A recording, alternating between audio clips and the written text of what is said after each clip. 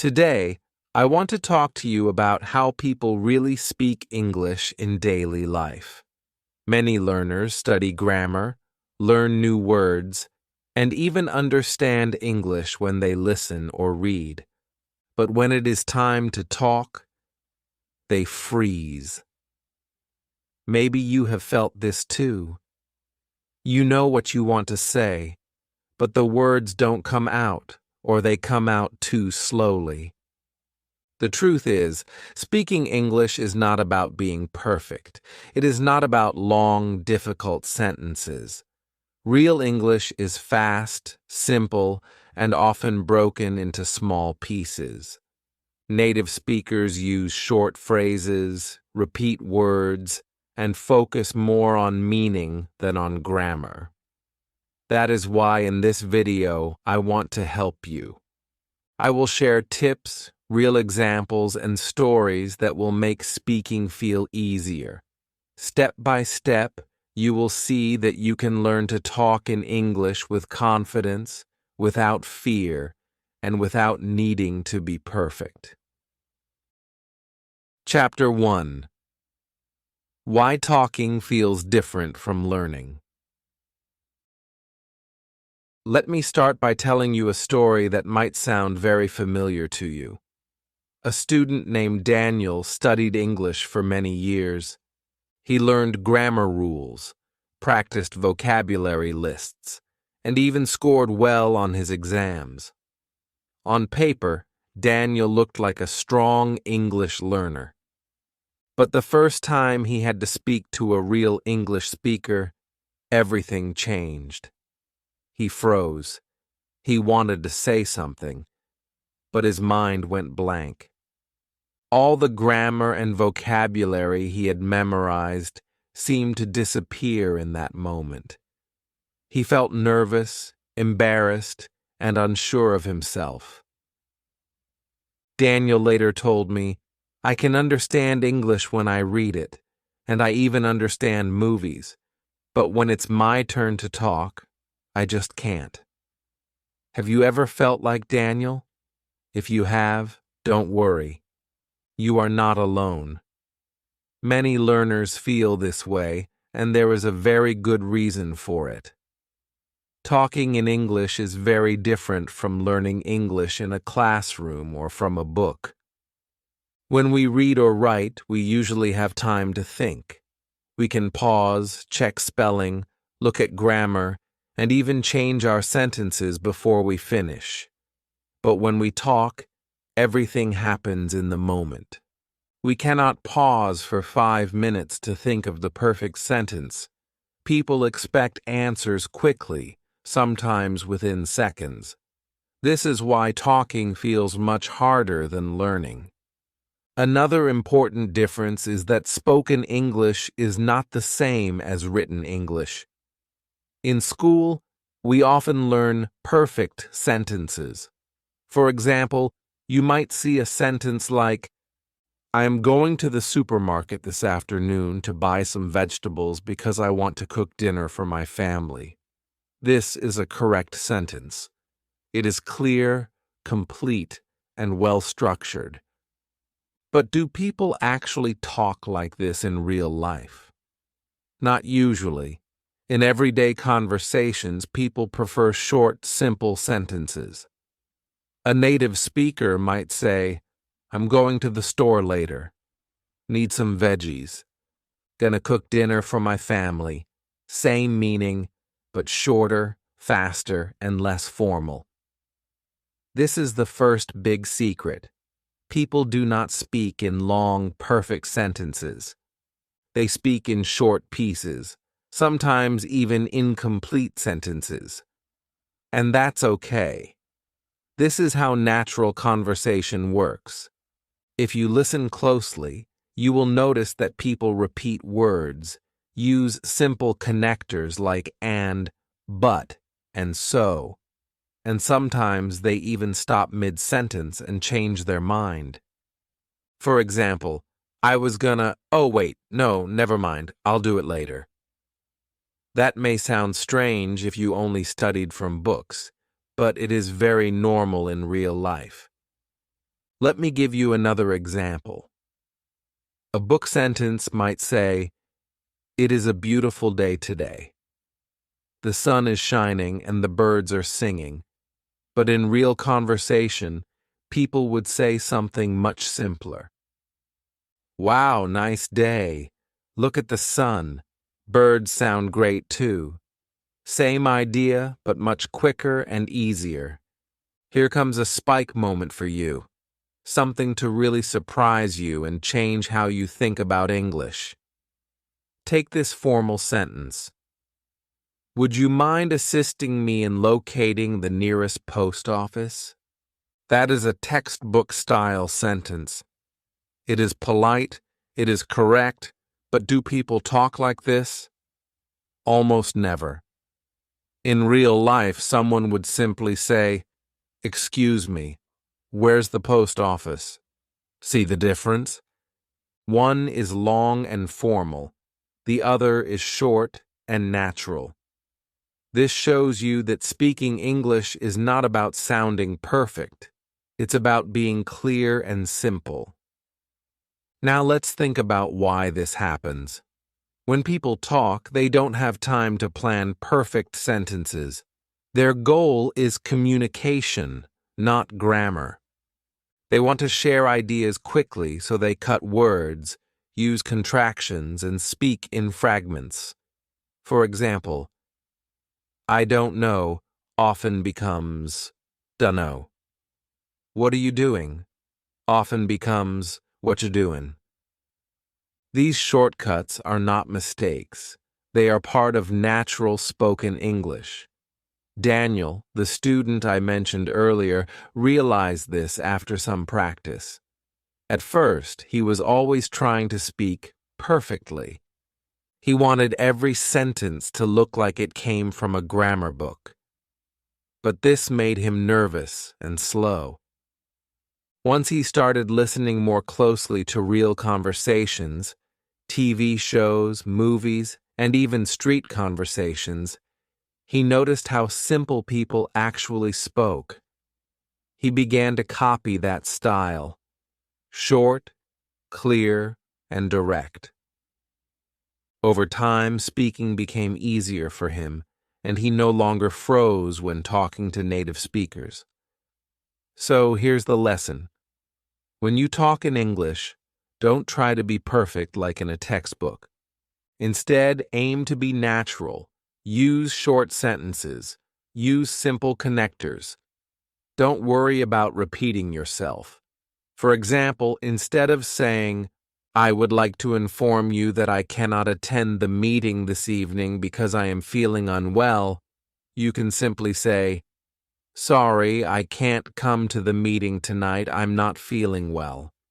Both sentences communicate the same message, but the second one is how people actually talk. The next time you watch a movie or listen to a podcast, try to notice how people speak.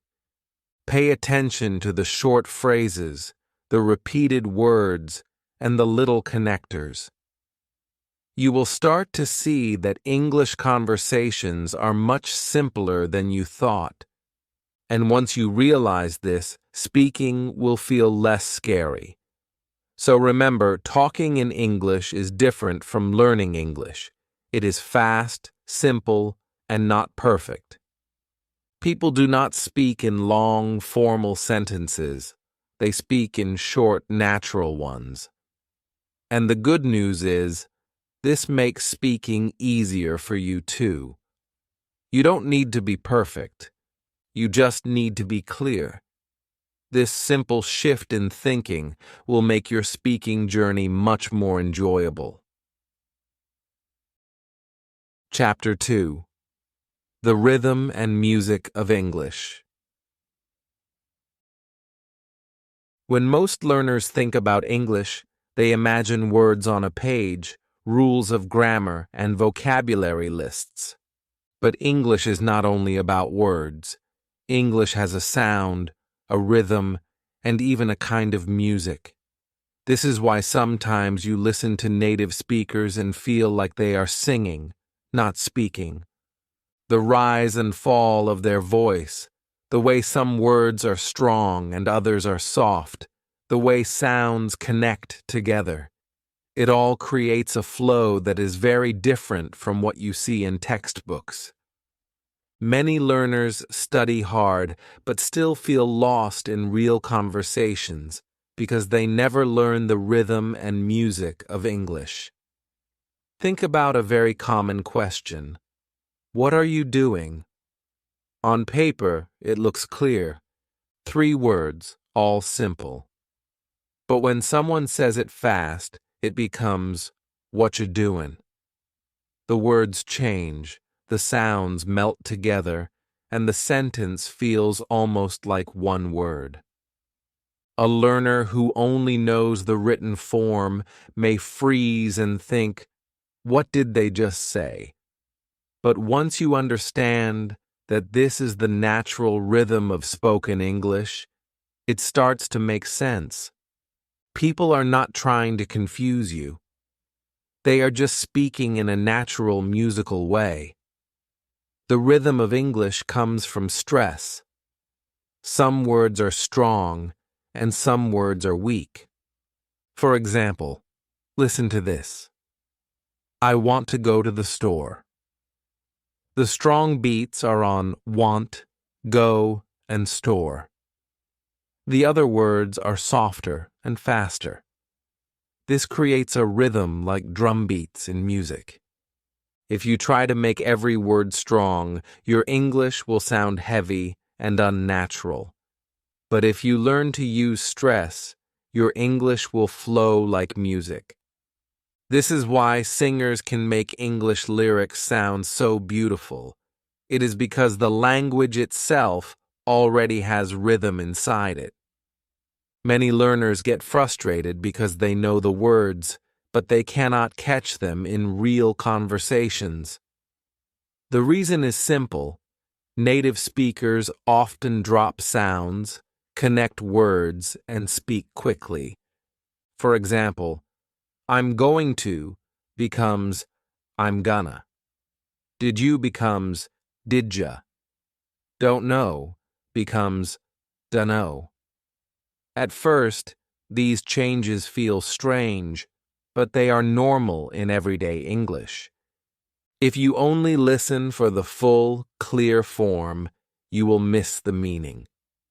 But once you train your ear to the connected sound, you will suddenly hear it everywhere. It is like learning to hear a hidden melody. Let me tell you a story about a learner I once knew.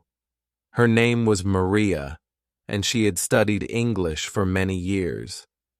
She was very good at reading and writing, and she even understood grammar better than many native speakers. But when she listened to people talk, she felt lost. She told me, "It sounds like noise. I know they are speaking English, but I cannot find the words." She almost gave up learning. One day I asked her to stop focusing on words and just listen for rhythm. We listened to a simple sentence. How are you doing today? At first, she tried to catch every word, but I asked her to just copy the rhythm. Da da da da da da. She repeated it like music. After some practice, she started to hear the patterns in conversations. She realized English was not just a language, it was a song. From that day, she stopped feeling lost. She had found the music.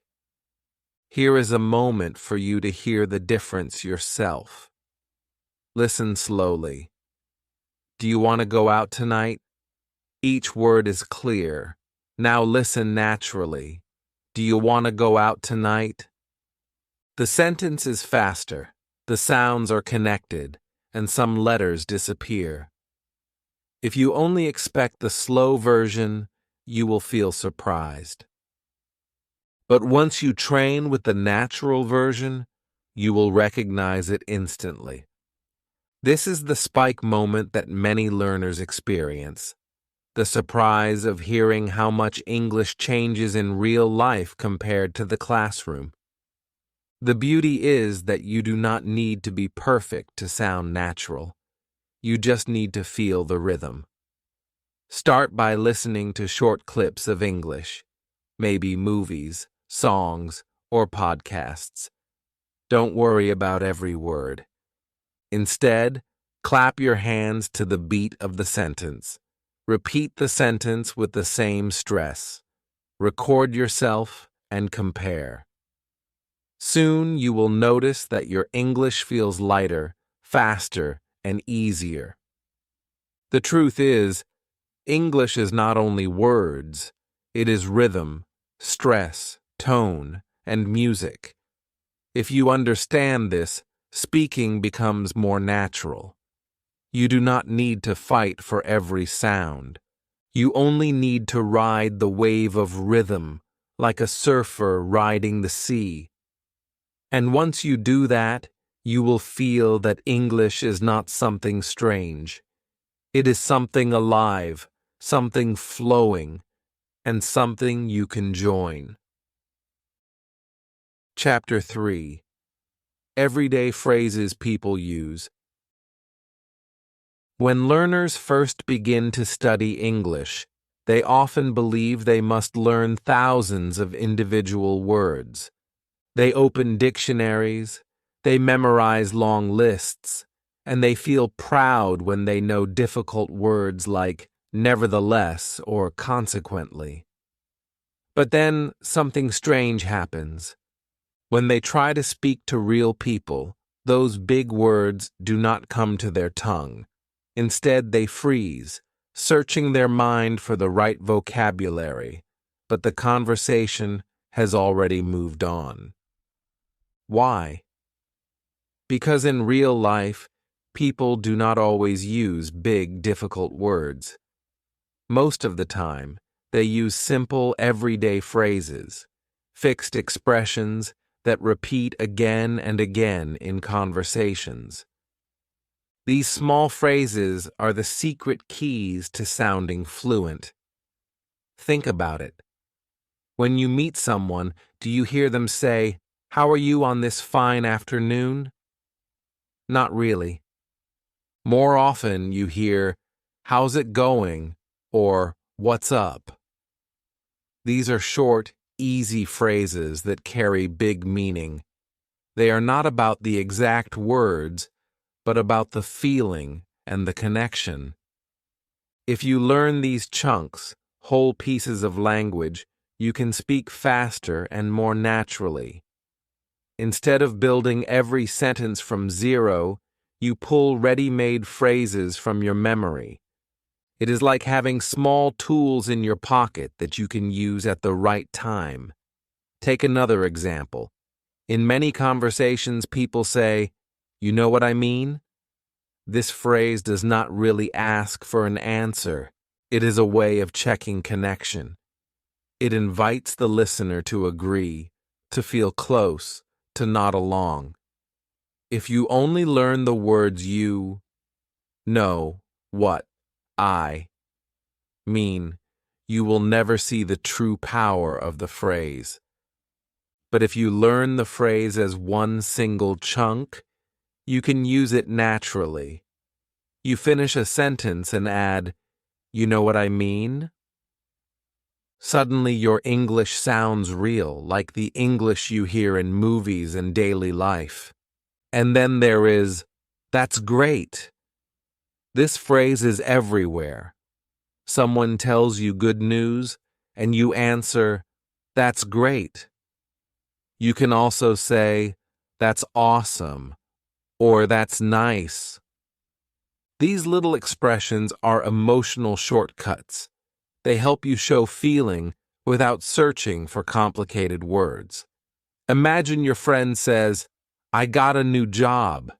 You do not need a long sentence like, "I am very happy to hear about the fact that you now have new employment." Number. You just say, "That's great," and your message is clear and friendly. Now let me tell you a story about a student I once knew. His name was Ahmed. He struggled with speaking for years. He tried to memorize long vocabulary lists. He even learned very advanced words, but when he spoke, he sounded robotic and unnatural. One day, he changed his method. He stopped memorizing words one by one and started learning whole phrases. Every day, he collected 5 simple expressions like no problem, sounds good, I don't know, let's go, and that's it. He practiced saying them out loud, just as he heard them from movies and conversations. At first, it felt too simple, almost childish.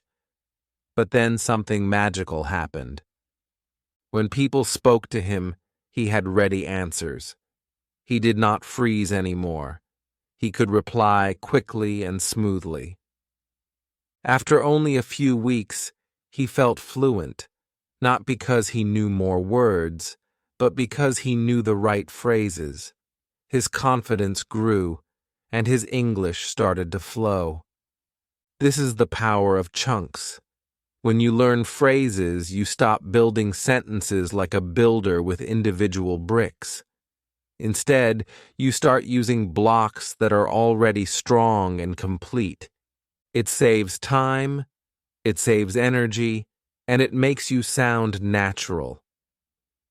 Here comes a spike moment for you. I want you to try it with me right now. I will say a phrase, and you repeat it aloud. Ready? How's it going? Say it with me. How's it going? Good. Now another one. You know what I mean? Say it aloud. You know what I mean? Excellent. And one more. That's great. Repeat. That's great. Perfect. By speaking these phrases aloud, you are training your mouth and your memory at the same time. You are building habits.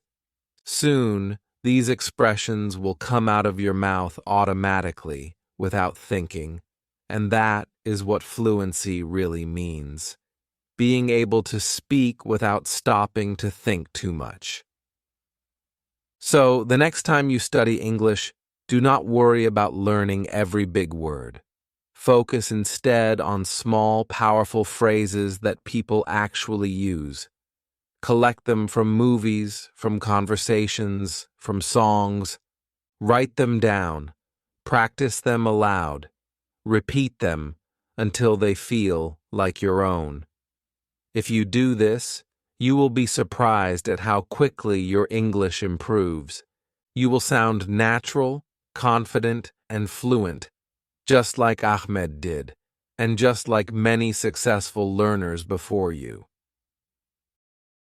Chapter 4: Mistakes People Make and Why They're Normal.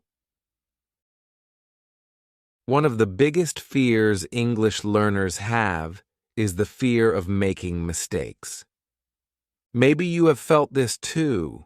You know some words, you know some grammar, but when it's time to speak, you stop yourself. You think, what if I say it wrong? What if people laugh? What if they don't understand me? This fear is powerful, and it can keep you silent even when you have something important to say. But here is a truth that may surprise you. Even native speakers make mistakes, all the time, and they are still understood, respected, and loved. Let me give you some examples.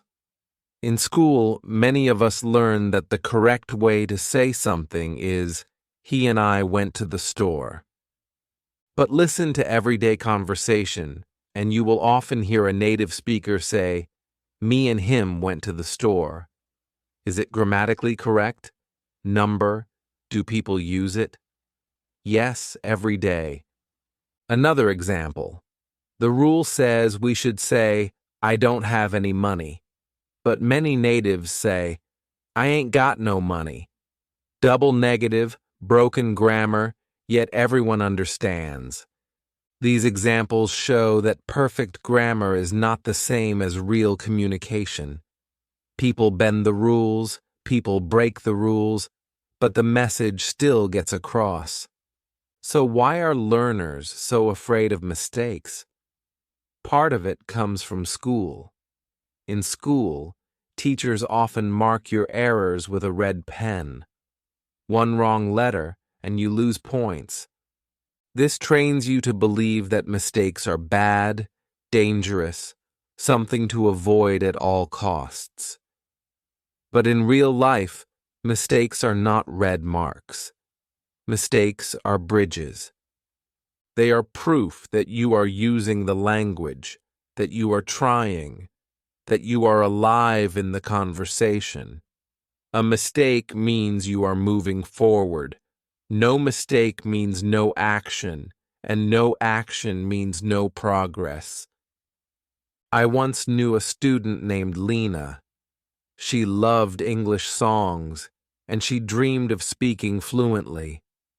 But she was shy. She always worried that people would laugh at her accent or grammar. One day, she had to guide a group of tourists in her city. She was nervous, but she had no choice. English was the only way to communicate. So she spoke. She said things like, "You go left street," and "We now walk fast." Her grammar was broken, her sentences were short, but her eyes were bright. Her voice was clear, and her message was strong. At the end, one of the tourists said, "Thank you, your English is very good." Lena was shocked. She thought she had made too many mistakes, but the truth was, her confidence and effort mattered more than her grammar. She was understood, and that was the real success. This brings us to something very important. Confidence is more important than perfection. Imagine two learners. The first learner knows many grammar rules but is afraid to speak. The second learner makes grammar mistakes but speaks with energy, smiles, and gestures. Who do you think people will enjoy talking to more? The second learner. Why? Because language is about connection, not about rules. People care more about the message than the grammar. If you wait until your English is perfect, you will never speak. But if you start now, even with mistakes, you will grow stronger every day. Here's a spike moment for you. I want you to take a deep breath and repeat this with me. My mistakes are proof that I am learning. Say it out loud. Again. My mistakes are proof that I am learning. Feel the power in those words. Every time you say something wrong, it is not a failure. It is a step forward. Every mistake is a teacher showing you the path. Without mistakes, you cannot improve. With mistakes, you are alive in the process. Think about babies learning to walk. Do they fall? Yes. Do they cry? Sometimes. Do they stop trying because they are not perfect? Never. They fall, they get up, and each fall is part of learning. Speaking English is the same. If you fall with your words, it only means you are practicing. Soon, your steps will be stronger. So the next time you feel afraid, remember this. Even native speakers say things like ain't, gonna, and me and him. They are not perfect, and yet they are fluent. You do not need perfection to be respected. You need courage to open your mouth, to try, to make mistakes, and to keep going. The more you practice, the more natural your English will become, and little by little, without even noticing, your mistakes will become fewer and your confidence will become greater. Mistakes are not your enemy. They are your best friends. They show that you are in the game, not sitting on the side. They prove that you are alive in English, that you are moving forward. So smile at your mistakes, welcome them, and keep speaking. Because fluency is not about being perfect, it is about being brave. Chapter 5. How to practice talking every day. Many learners believe that they cannot practice speaking English unless they have a teacher or a partner. They wait and wait for the perfect moment, the perfect friend, or the perfect class. But the truth is, you can practice speaking every single day, even if you are alone. The key is not to wait for opportunities, but to create them. If you practice a little every day, your English will grow naturally, like a plant that receives water and sunlight. Let me show you how. One of the simplest ways is to talk to yourself. Yes, it might sound strange at first, but it works. Imagine you are standing in front of a mirror in the morning. You look at your reflection and say, "Good morning. Today I will go to work. I feel a little tired, but I will try my best." These are simple sentences, but they train your mouth to move in English. Every time you speak aloud, you build confidence. You also hear yourself, which makes your brain more comfortable with the sound of English. I once knew a learner named Sarah who was too shy to speak to anyone. But she made a deal with herself. Every night, she would tell her mirror 3 sentences about her day in English. After a few months, she felt brave enough to talk to her classmates. Practicing with herself gave her the courage to face others. Another powerful method is to record your voice. Many learners avoid this because they are afraid of how they sound. They think, "My accent is bad," or "I sound strange." But recording is a mirror for your voice. It shows you your progress. Start small. Record yourself saying, "Hello, my name is..." Then listen. The first time, you may feel uncomfortable, but the second time, you will hear areas to improve. Over time, you will also hear how much better you become. Recording turns your practice into a journey you can track, step by step. And what about practicing with other people? If you can join a club or a small group, that is amazing. Many cities have English clubs or online communities where people meet to talk. Imagine walking into a small cafe where learners gather once a week. You sit down, order tea, and share a story about your week in English. Everyone makes mistakes, everyone laughs, but everyone learns together. Even if there are no clubs near you, you can find partners online. A short video call with a friend from another country can give you practice that no textbook can. But don't think you always need formal groups.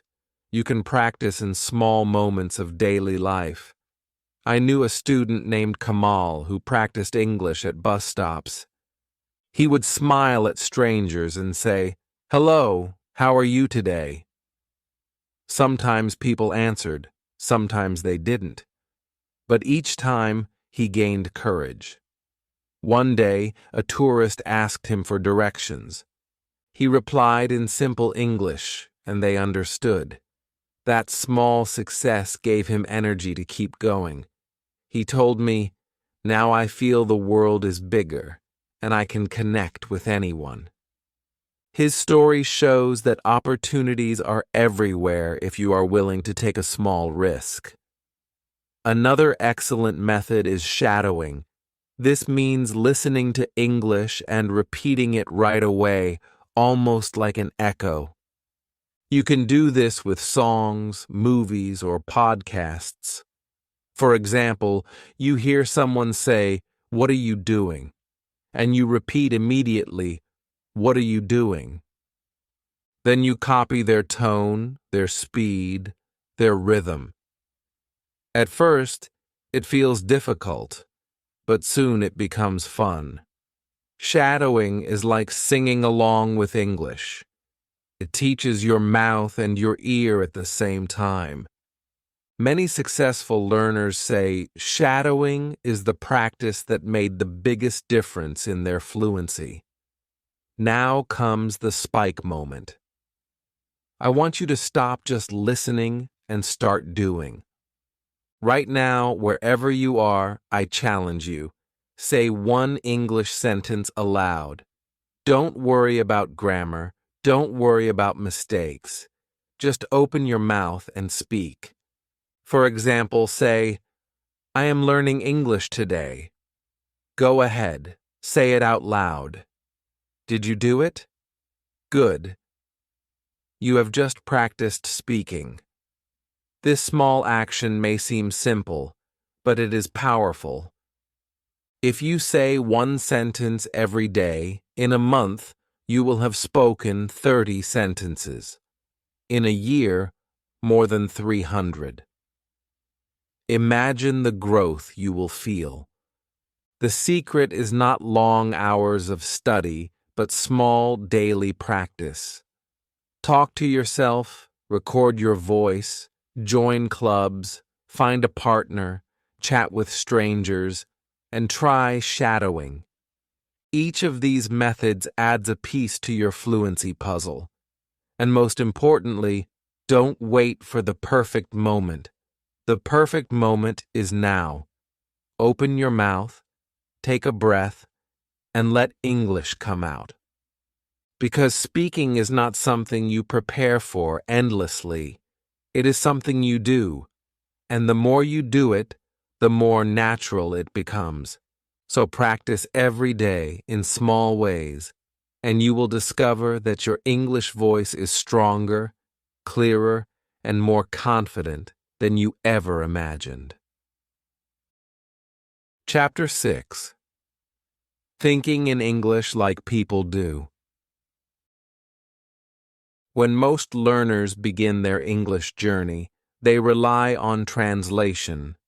They hear a sentence in English, translate it into their own language, think of an answer in their language, then translate it back into English. It feels safe, but it is also slow. Imagine trying to have a conversation while doing this. By the time you finish translating, the topic has already changed. Real English speakers do not translate. They think directly in English. That is why they can speak quickly and naturally. If you want to sound fluent, you must train your mind to think in English too. This idea may sound impossible at first. After all, your brain is used to your native language. But thinking in English is not magic. It is a habit, and like any habit, it grows step by step. Start small. Do not try to think about big, complicated ideas. Begin with simple thoughts. For example, when you feel hungry, say in your mind, "I am hungry." When you plan to go out, think, "I will go to the shop." These short sentences are like seeds. The more you plant them in your mind, the stronger your English thinking will grow. Let me share a story about a learner named Yasmin. She used to translate every sentence. Whenever someone spoke to her in English, she froze because the translation took too long. She almost gave up. Then she decided to try something different. Every day she chose 3 moments to think in English. In the morning, when she brushed her teeth, she thought, I am brushing my teeth. At lunch, she thought, this food tastes good. At night, she thought, I am tired. I want to sleep. These sentences were simple, but they changed her life. After a few weeks, she noticed something amazing. When her teacher asked her a question, her answer came out faster. She did not translate. The words just appeared. Little by little, Yasmin's mind switched to English. She told me, it feels like I have a new voice in my head. Now, let's have a spike moment together. I want you to practice thinking in English with me right now. Ready? Close your eyes for a second and imagine your day. Now follow me. Think this thought in English. I am watching a video. Say it in your mind. Good. Now another. I am learning English. Excellent.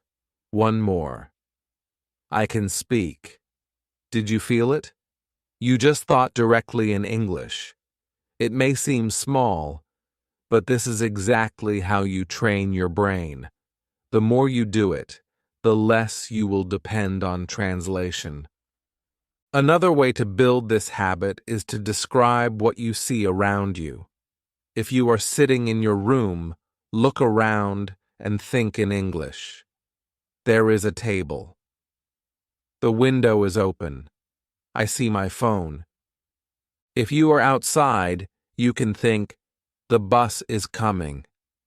The sun is hot. People are walking. These thoughts are simple, but they keep your brain active in English. Over time, your inner voice becomes more and more English, until it feels natural.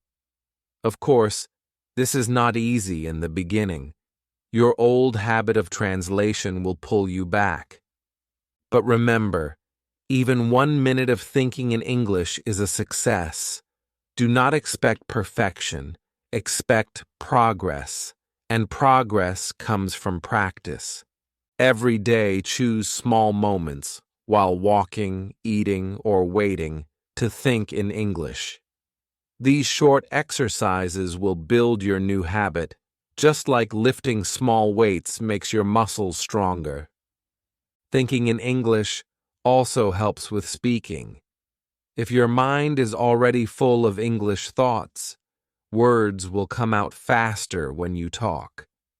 You will not need to pause or translate. Instead, you will respond naturally.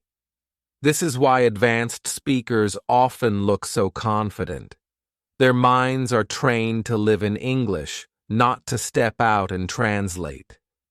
Now, as we come to the end of this journey, let us connect all the lessons together. Real talking in English is not about big words or perfect grammar. It is about simple words, spoken with rhythm and music. It is about using everyday phrases like, "How's it going?" or "That's great."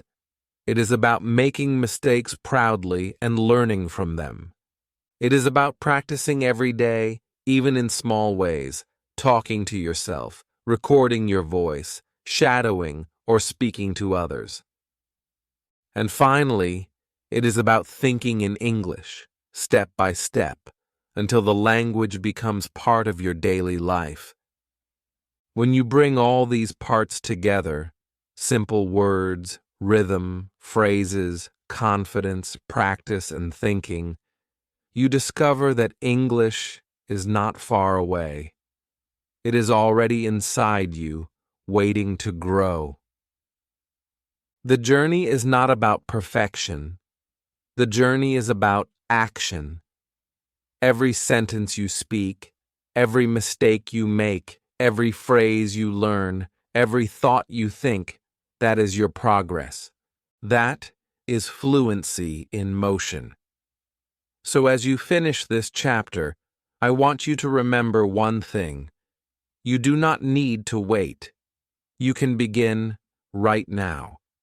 Think in English, speak in English, live in English. Step by step, day by day, you will find that English is no longer just a subject you study. It is a language you use, a voice you own, and a part of who you are. Now you see how people really talk in English. It is not about being perfect or knowing every grammar rule. It is about practicing, using simple phrases, and building your confidence step by step. Mistakes are not a problem. They are proof that you are learning and moving forward. If this video gave you new ideas, make sure to subscribe to my channel so you don't miss the next lessons. Give this video a like to let me know you enjoyed it, and share your thoughts in the comments below. Tell me, which part of speaking English do you find the hardest? Thinking in English, finding words, or speaking without fear?